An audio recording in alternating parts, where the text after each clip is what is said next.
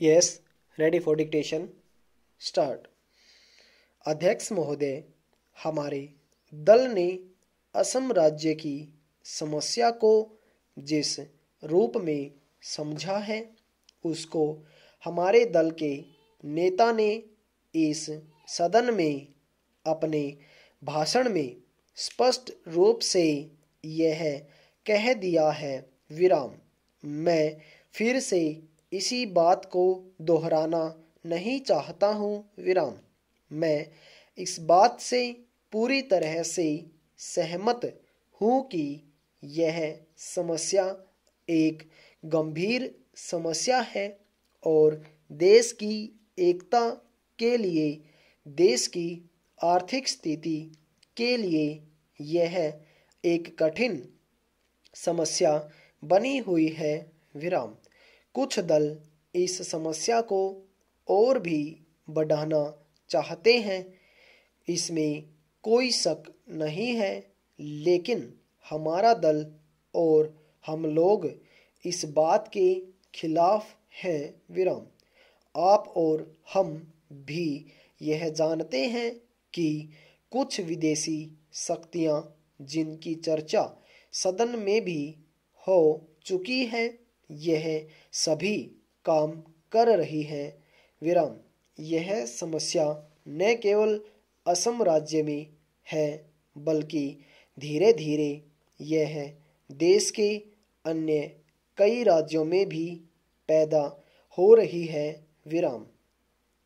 ऐसी विदेशी शक्तियों की यह इच्छा है कि यह देश सदा के लिए अलग अलग हिस्सों में बंट जाए। विराम पैरा।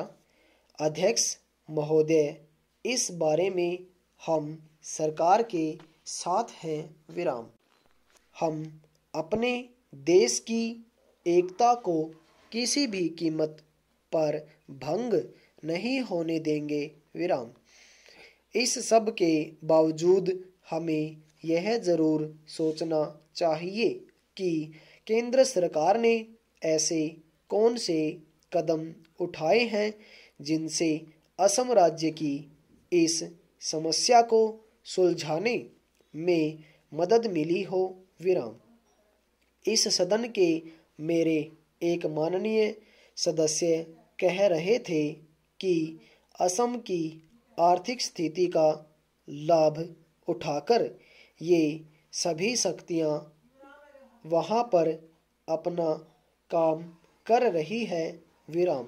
मैं भी इस बात से सहमत हूँ, लेकिन सरकार का भी तो कर्तव्य हो जाता है कि असम राज्य की आर्थिक स्थिति को जितनी जल्दी हो सके सुधारा जाए, ताकि विदेशी शक्तियां वहां की गरीब जनता से अनुचित लाभ न उठा सकें। विराम।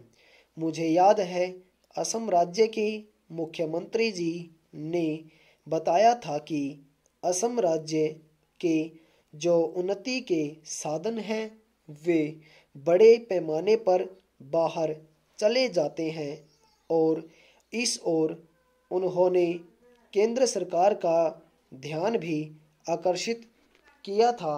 विराम। लेकिन उस समय केंद्र सरकार ने मुख्यमंत्री जी की इस बात की और विशेष ध्यान नहीं दिया। विराम। इसी तरह से यदि आप देखें तो आम असम राज्य की ओर भी विकास की योजनाओं की तरफ विशेष ध्यान नहीं दिया गया है। विराम। यही कारण है कि असम राज्य का अब तक उतना विकास नहीं हुआ जितना कि होना चाहिए।